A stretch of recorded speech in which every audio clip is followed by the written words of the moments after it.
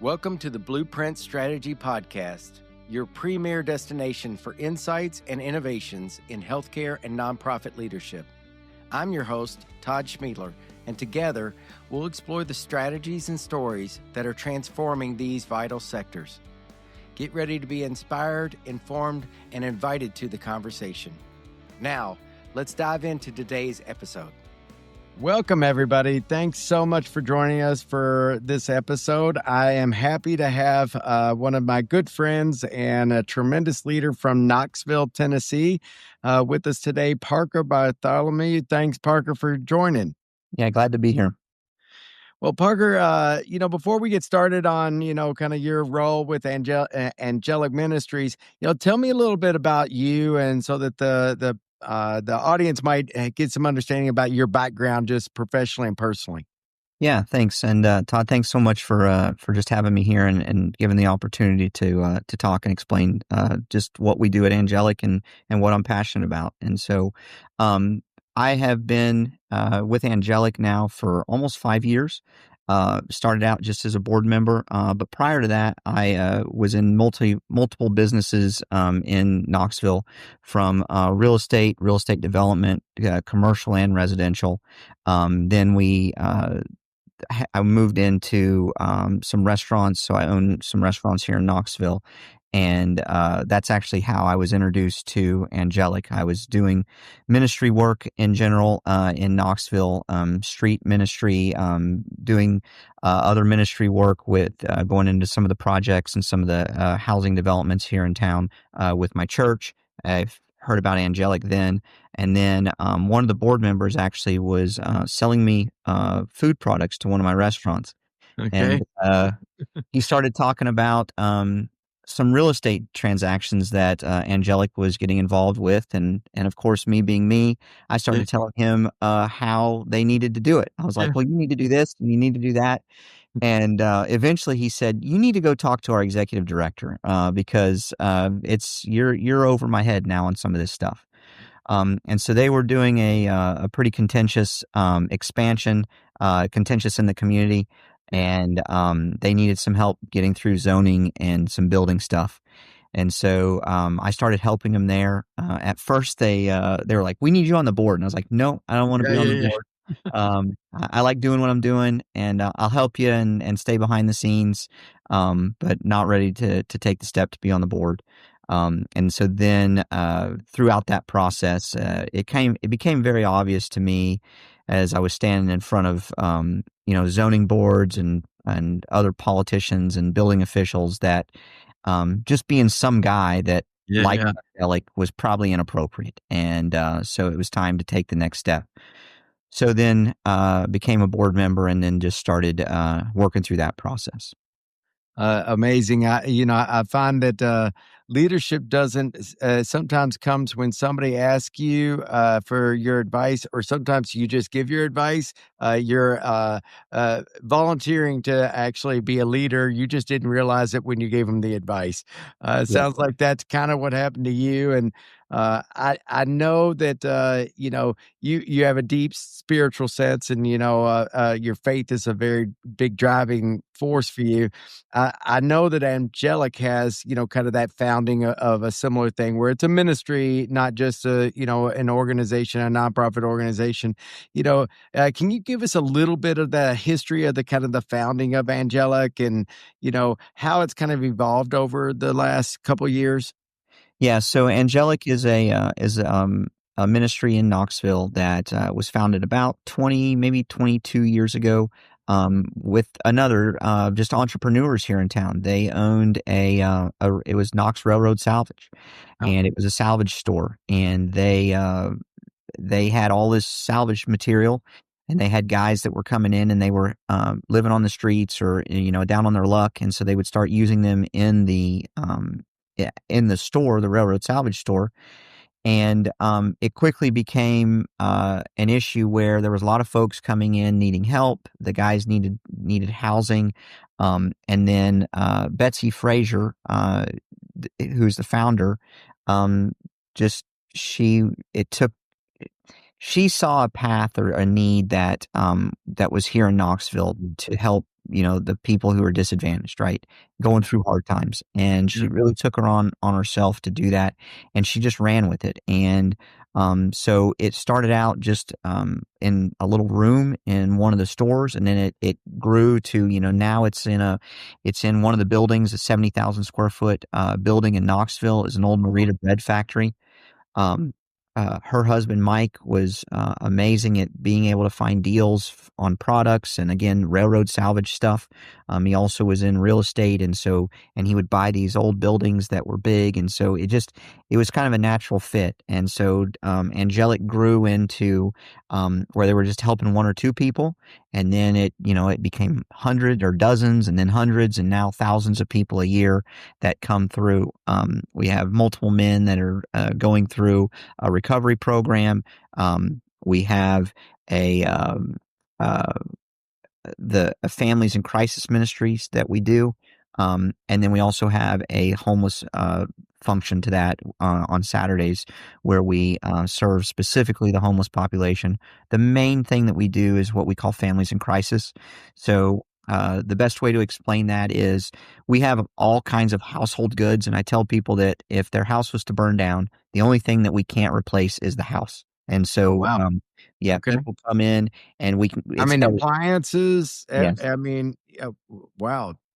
Yeah, Okay. so everything from, a washcloth to a refrigerator, Okay. from a lawnmower to, a baby bed, underwear to, cosmetics, shoes, clothes, every single thing. The only thing we can't, replace is the house, and we're working on that, as Yeah. we expand, but, housing is something that we're working on, but, so that's what Angelic is. So it grew from that to now.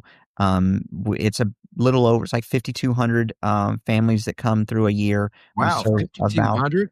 yes, yes. Okay. Wow. Yes, and Okay. those are families, and so, and they're anywhere from, 2 to, 10 people in the family. And then, on Saturdays, it's anywhere from 50 to 120, folks that we serve through the homeless ministry, and then we can have up to 12 guys in our recovery program at a time.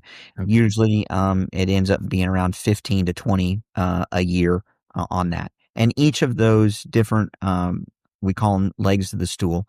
Each of those different legs are expanding, and so that's where we're at now. So I'm just curious when you're doing everything from a dishcloth to a dishwasher, are those items that are donated by other people, like gently used items? Are Is that where you're getting most of the items from? Where do you see those things coming from? Yeah, yeah, good question. So those items are vast majority of them are donated. We have to purchase some. We have, for some reason, underwear Okay. is a very difficult one to get, and gently used underwear. I wouldn't wanna Right, use gently used underwear by right. somebody else. Yeah, that's Yeah, I don't know, that just maybe too far. Yeah. right. And so, rightfully so, those are items that we have to purchase. And Yeah. so, or people will buy and then donate those to us. But for the most part, everything else, I'm trying to think if there's much other stuff that, other than, of course, stuff that you use, right? That you would use up, soap and dish soap and things like that. But everything else is donated. And so we have a 70,000 square foot warehouse, and about two-thirds of that is used for sorting and storing and preparing. It's kind of the back operation to make it work, and then about a third of it is actually used for when people are walking through to select things. We try to let people make selections. Mhm. It's So when you're almost dealing like with they're shopping, and they get a choice as opposed to, getting a box of whatever already been done for them and they get whatever they get. Yes, so much of what we're doing here is about trying to rebuild the dignity and the hope people Yeah. have. And so, it's a challenge when you're trying to make things efficient, right? And Yeah. you're trying to say, "Hey, this is the best way," especially with, as when you're, leading an organization or a company, there's you have to balance out perhaps the most efficient way of doing it with what there's these other aspects that you can't really quantify, but you know that they're there. And so we were able to then, take that and say, listen, it's more important that we're able to show them love, show them respect, try to build up their dignity as they're going through this. And they need to pick, what kind of blush they want, or their color of lipstick, or, Yeah. what shoes or shorts or pants or other things. When we can give that opportunity for them to pick things out, then that's great. In situations where maybe we don't have a lot of different items, or the items are, for example, we don't have a ton of different couches, right? Like, here's the Yeah. couch Yeah. we want, Yeah. or here's the stove that we have, or the refrigerator, right? But where we can allow them to make selections, we want them to be able to pick. So do you get all these items from community individuals? I mean, that seems like 70,000 square feet, and if you've got storage of 2/3 of that, I mean, that seems like a lot of families across Knoxville supporting other families. Is that the exclusive way you get stuff, or do you get stuff from companies, that sort of thing also? Yeah, so we get them from multiple avenues. So, for example, when um, Target or CVS cleans out their stock, maybe things are getting close to expiration, or it's just a new season, right? Then they put those on a pallet, and we pick them up, and then we have to sort through that. And that's Oh, wow. anywhere from Halloween decorations to Band-Aids, right? Maybe the box was bent or torn, and so we get that. So of course, then we utilize those, right? Halloween decorations, we can, if we can use those, great. But a lot of time, we have a lot of kids and stuff coming through, and so if we Yeah. can do that, then great. But it's also, by the time we get them, Halloween's over, and so Yeah. there's challenges there using them, right? But a lot of it comes from families and just people making donations. We have a drop box there at our location. Other people, like, if there's an estate sale and nobody and stuff's left over, then we'll pick that up. For example, the University of Tennessee is here in Knoxville, and so we have a partnership with them. Every year when they clean out or update dorms, we go in and pick that up. So almost every year we'll pick up like 180 to 200 twin mattresses, right? And so we get those in. And then we have other relationships with other ministries where, when these things come in, you usually don't get, one or two. You usually get Mhm. 100, right? Yeah. And so the other ministries that we have relationships with, they're like, "Hey, we can use a dozen of these. Can we give you a dozen, and can you trade with some of this stuff?" So that we just have those relationships in place where we can share that, so we can help as many people as possible.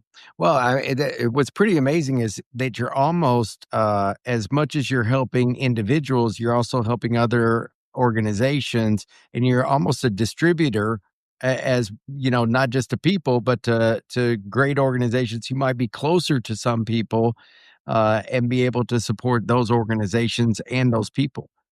Yeah, and that really, everybody says they wanna collaborate and they wanna work Yeah, together, yeah, right? And I yeah, think that's, as when we were talking about, or as when we were discussing how we were gonna grow and how we would be able to, have exponential growth, right? Everybody says, "Hey, we need to collaborate, we need to talk, with all these other places." Well, it's really amazing when you show up with gifts and give stuff to people, how much more willing they are to work with you, right? yeah, yeah, And so we would go to these organizations that would perform a specific task that was important to us, right? So, for example, there's an organization in Knoxville called Care Cuts, and Care Cuts cuts people's hair for free, right? wow, Right. And so, and it's amazing, but when you're thinking about people living on the streets or people who are down on their luck, like going and getting a Yeah. haircut, it's super important when you go in for a job interview, right? It's Yeah. super important for your dignity. It's super important, but also when you sit here and you're going, yeah, it's going to be 15, $20. I mean, that's a significant outlay for them, right? Yeah. So haircuts, cuts folks' hair for them, men, women, children, everything, right? But they also, while they're there, they're giving out food, they're giving out clothing, they're doing that sort of thing. And so we come to them and we say, "Hey, listen, we have this food, this clothing, these things. Can you help us with if people need haircuts or things like that?" And of course, they say, "Yes, absolutely." So we had a chair upstairs at Angelic where we were doing that. But then we had to manage who was going to cut. Then Yeah. there was an insurance question. There's all this stuff that went into that, right? Yeah. Reality is we're going to give a couple pallets of water and some clothes, and we're going to let Care Cuts handle that, right? And then it Yeah. it it's one of those things where you figure out those partnerships and where you can show up with a gift. It knocks down so many of those barriers.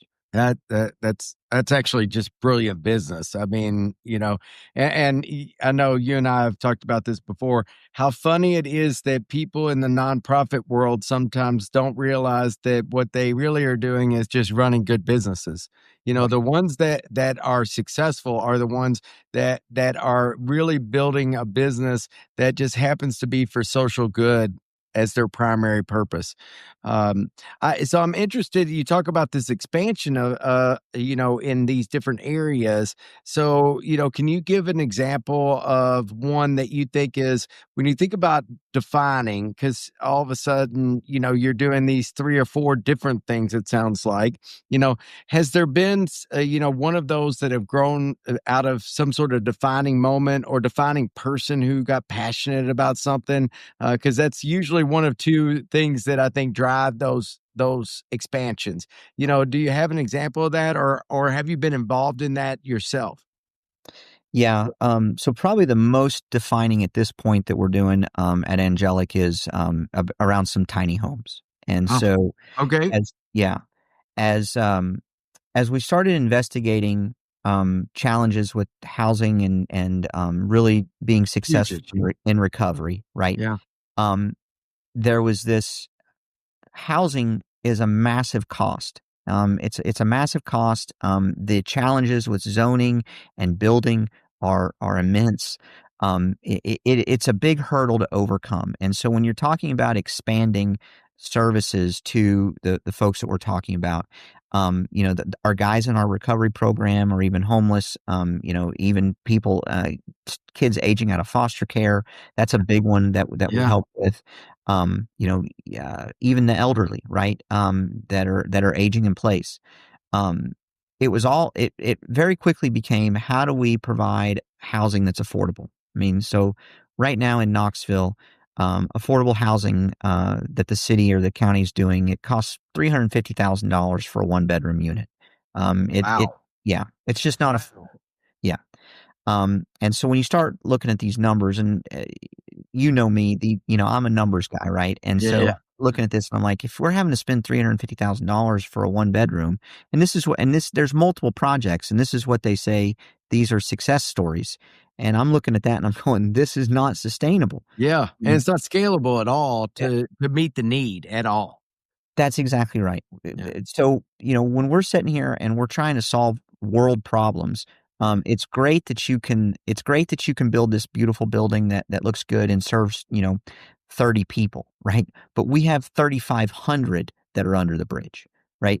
And you sit here and you go, how do we do that? And the reality is most of them you're just not going to provide housing for. I mean, you have to grow so exponentially and the amount of money it takes to do that, the Federal Reserve can't print it fast enough, right? Right. And we don't have the power to do that, right? And Right. so Right. you sit there and as a leader, the first thing you have to do is figure out what goals can actually be accomplished, right? You have all these pie in the sky dreams that you want to do, and so once you identify a problem, then you start trying to figure out what the things are that need to be overcome, right?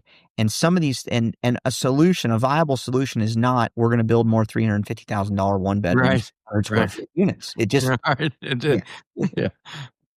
yeah, it just doesn't work. And so we went down the tiny house route. You can build them for, 30 or $40,000. The problem that we ran into is zoning and building, and so we just had to get passionate about that. And in that situation, I was the one that was kind of like, this doesn't make sense. We need to, Yeah. like, why can we not do this?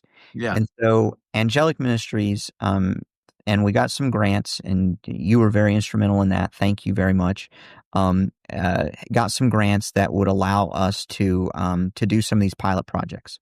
Because the other thing is that when you're sitting here talking about doing something that nobody's ever done, and you're in a leadership position on the board, um, they all sit there and they go, yeah, that sounds great, but you we don't have the same level of passion that you do, and that's normal, Right. right? Right. Right.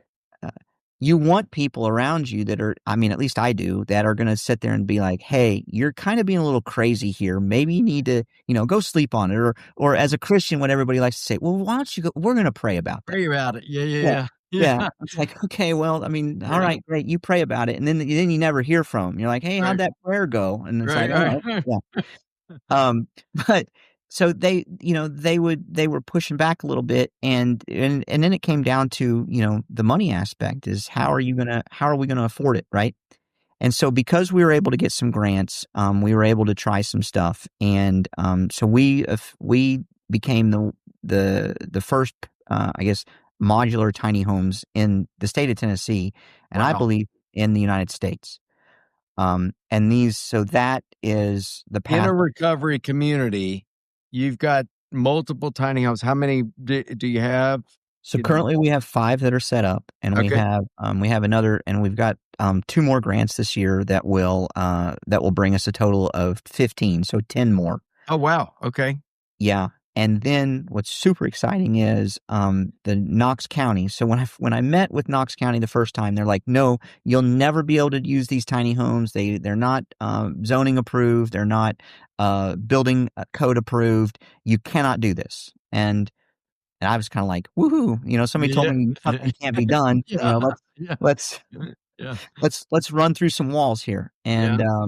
well, now the mayor of Knoxville, Mayor Jacobs, some people might know him as the WWE wrestler Kane. Came. Yeah. Yeah. Yeah, so Kane. He's our mayor, and so he's actually using these tiny homes for a homeless veterans village.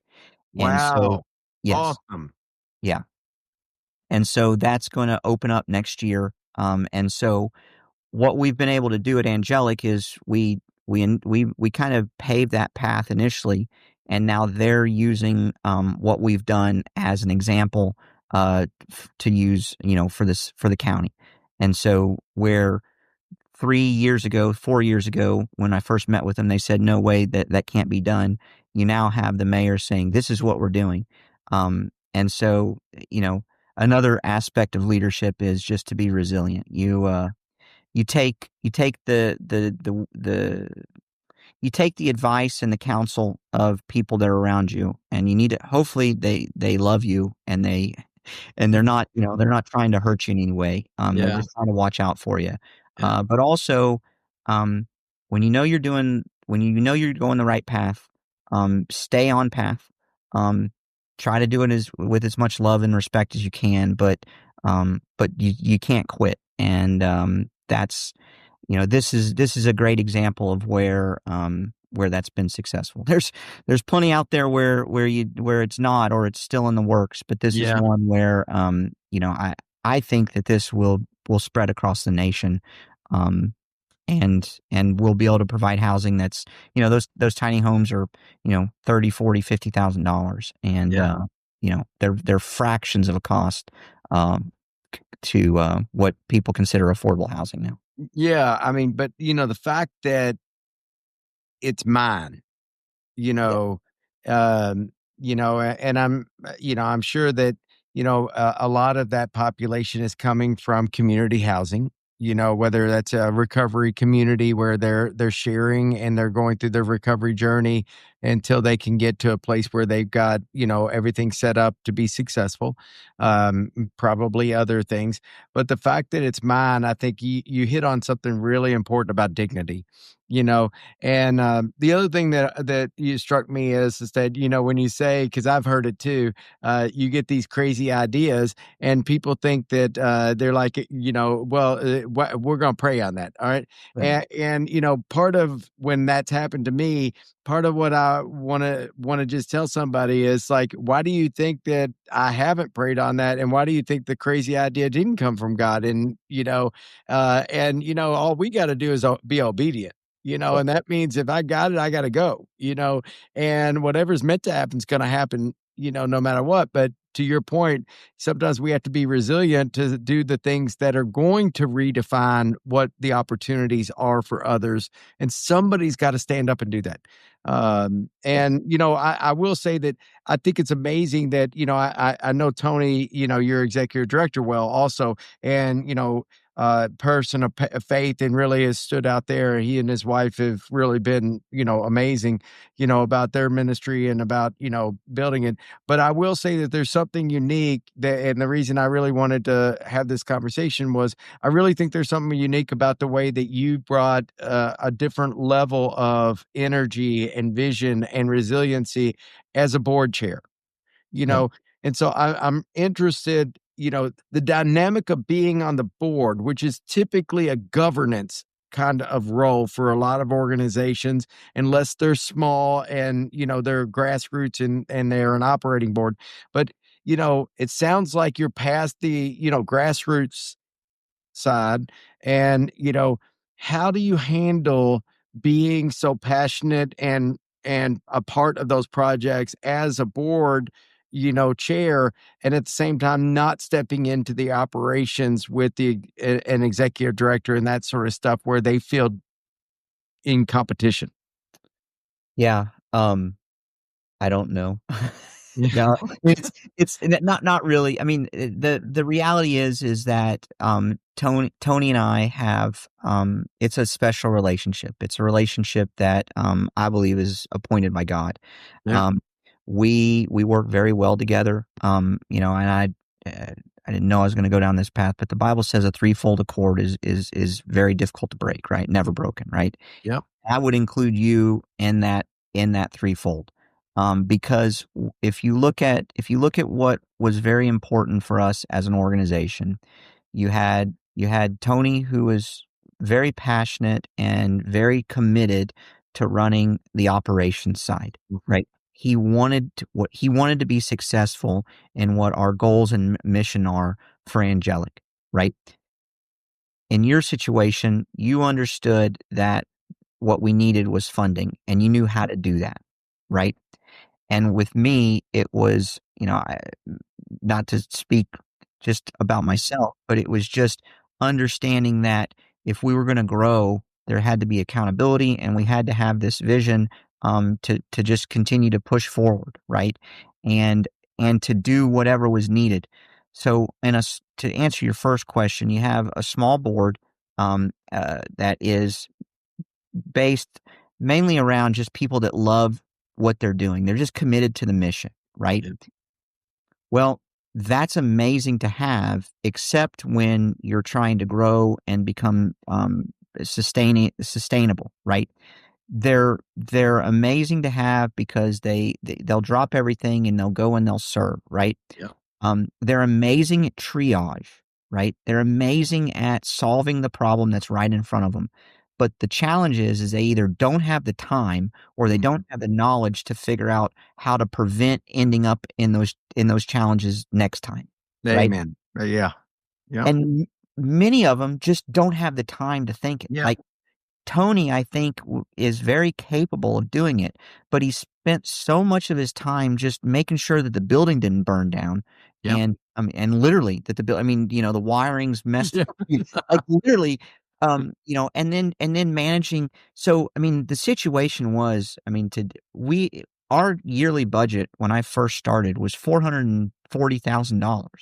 Okay. Okay. We were helping about not 5,200 families a year, but it was about 4,700 families a year. Okay. Um, over 100 volunteers, over 100 different churches, really over 1,000 volunteers when you think about all the churches and what they brought, right? Yeah. So, but every week we would have a different church in there, and sometimes multiple churches helping.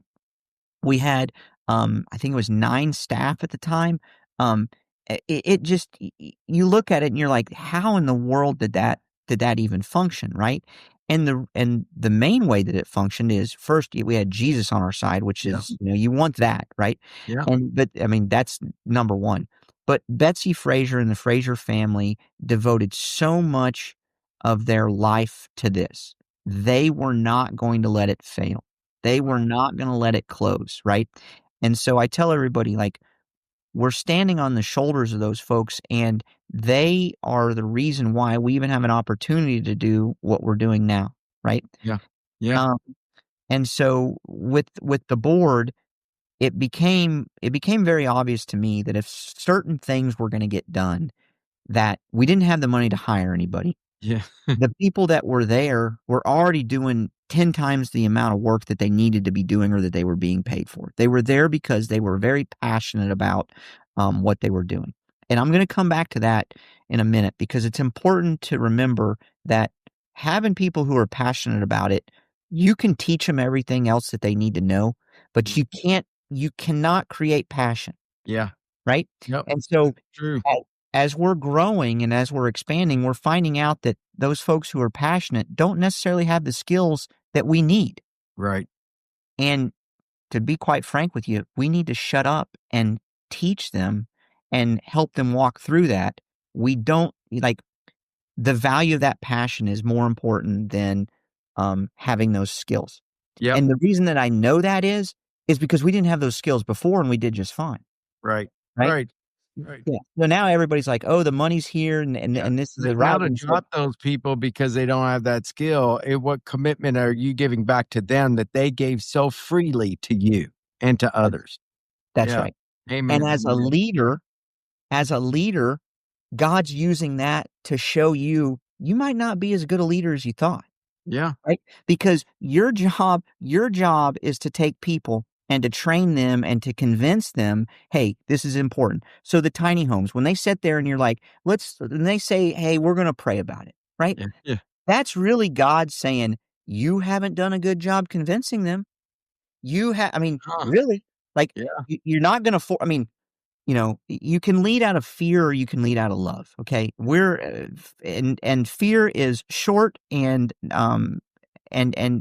doesn't last, right? I mean, it just or quick and doesn't last, okay? Yeah. Love takes a long time, but once you get it, I mean, people will, crawl through, Yep, hell, that's the really. resilience, that's they just move, That's even when it's, a hill that they don't know how they're gonna climb. That's right. And they also know if you're willing to climb that hill with them, it's amazing how many people will just sit there and be like, "Listen, I'm not gonna lead the charge, but Yep, I'm gonna follow you," yep, yep. right? And so as you're in a leadership position, like, if people aren't willing to follow you, you need to really spend a lot of time looking in the mirror. Yeah, yeah. Yeah, Um, you're right, like, if they're being paid to follow you, you need to not only look in the mirror, but you need to make sure they don't have a knife to put in your back, right? yeah, Because that's called mercenaries, yeah, all right? yeah, yeah. And I mean, he's a mercenary, Yeah, yeah, right? yeah, And mercenaries are just waiting for the next highest payer to show yeah, up, yep, right? And I mean, I know that may sound brutal, but I mean, that's the way I mean, even in ministry is we have people who are very passionate about it. And so with the board, I knew we had people who were passionate, and I also knew that we had people who they wanted to be successful, they just didn't know how to be successful. And the reality is, I thought I knew how, but I didn't really know, right? But I'm sitting here going, "We're just gonna start trying stuff because yeah, yeah, yeah, and whatever sticks against the wall, we're gonna keep pushing on to that, and if it doesn't, then great. We're gonna change." And Tony was a 100% on board with that. Once he realized, "Hey, this guy's here, and he really cares about this, and he's got my back," right? And Yep. that took a while because in a lot of these situations, they're like, well, this guy's trying to take my job or he's trying, he wants this. It just wasn't that here. And Tony also was just sitting there going, we're going to do whatever we need to do. It is a special relationship. And the reality is if we hadn't gone through what we went through in the past, we wouldn't be able to go through now what we're going through now because Mhm. when the grant money shows up, when the blessings show up, when the success starts happening, that's when you really start to that's when some of these people's hearts and things start getting exposed, right? And it's also when God is sitting here going, "Are you prideful? That's right. Are are That's you right. are you doing this for yourself here, or are you doing this for the overall goal?" Yeah. And, because in every process that we're going through, in every situation, everyone is being stretched and grown, right? God's using that situation to help it to grow everybody. Yep. Um, so the board was, in that kinda situation, um and so I just started doing whatever was needed, right? And if we couldn't figure it out, then we would find somebody. We took a big leap of faith. We didn't have the time, the knowledge, or the energy to start writing grants. How we were introduced was a God thing anyways. Yeah, yeah. Um, and so that's the other thing, and sorry to cut you off there, but, No. the other thing on that is you have to be able to acknowledge when God's doing something. Mhm. Because most leaders are so used to making things happen. We can make a lot of things happen, Yep. right? But you have to sit there and be like, hey, I really didn't do anything, and that ball just advanced 10 yards. I Mhm. might need to just pause for a second and let's go down that path. Even though Yeah. we were wanting to do something else, that play worked. Let's try that again, right? Yeah, yeah. Yeah. And that's the Lord, I think, showing you, "Hey, I'm here, I'm helping you, you're doing what's right." But when we start trying to make stuff happen in our own ability, that's when we really it's really dangerous on the pride aspect and go in the wrong direction. Well, what you talk about, it reminds me of one of my favorite books right now is a book by Dan Sullivan, and it's called Who Not How, because most of us as leaders have spent our life being taught that, give me a vision and give me a goal. And the question I'm going to ask is, how do I get it done? And I'm asking myself, how do I get this done? And then I go to work and some of the key things in life is to understand that sometimes it wasn't meant for you to do. It was meant for you to be able to look for someone else to join you in that and allow that person to bring their value and what their attributes and their specialness to the project that actually multiplies it beyond just you. And so, uh, well, Parker, I know. I mean, you and I could sit here and talk about this sort of stuff, and I've written down that I definitely want to have you, Tony, somebody come back, at a future episode and talk about the interesting topic of community focused ministries. And how those kind of differ and how those come about. Um, I'm trying to end every episode with one question. Okay. Okay, and that question is, can you give a person, you know, in your life that has been a mentor to you that and what trait they gave you by being a mentor to you that transformed your leadership in your life and thus is a part of the reason why you're able to help so many people? Yeah, I'm gonna use Tony. Um, he, Wow. Okay. and he taught me empathy. Um, uh, Many times, with when you have, um, the ability to be, focused, single focused or single minded on so many things, you're moving forward so fast that you don't stop and smell the roses. Yeah, yeah. You don't kind of have the ability to look around. You're trying to accomplish this goal so much. And, I talked about being in a triage situation. And sometimes in a triage situation, you don't have the time to do that. Well, one of the things that I learned from Tony is he was in a triage situation almost every day, Yeah. but yet he was able to stop, and he was able to um, listen to the young man that came in that just needed somebody to talk to. Um, the family that had just lost a loved one, or a house, or a job, or a car, and he would put everything else on hold, and he would give them the time that they needed.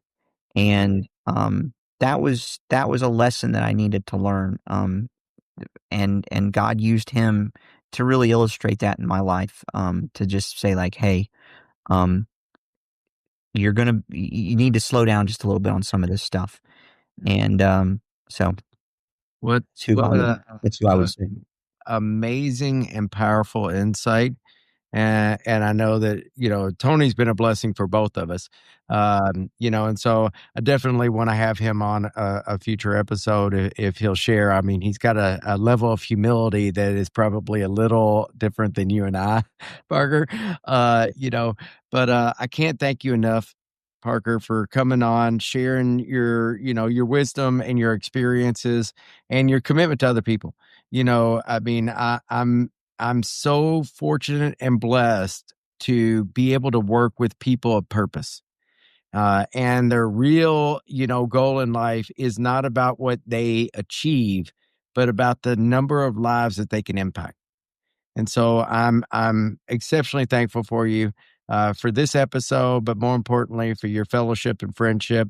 And I'm really glad that you were able to share some of these things. So thank you. Yeah. And to the audience, thank you for coming back. And I am looking forward to having you again in about another 2 weeks. So everyone be safe and make a difference in people's lives as much as you can. Thanks so much for coming out. Hey, thanks for joining us on the Blueprint Strategy Podcast. We hope today's conversation sparked new ideas and inspired you to take action in your own organization. To stay connected and never miss an episode, be sure to subscribe and follow us on our socials. And remember, you can find more resources and information at www.thumbprint.consulting. Again, that's www.thumbprint.consulting. Until next time, keep finding ways to innovate and to leave your mark.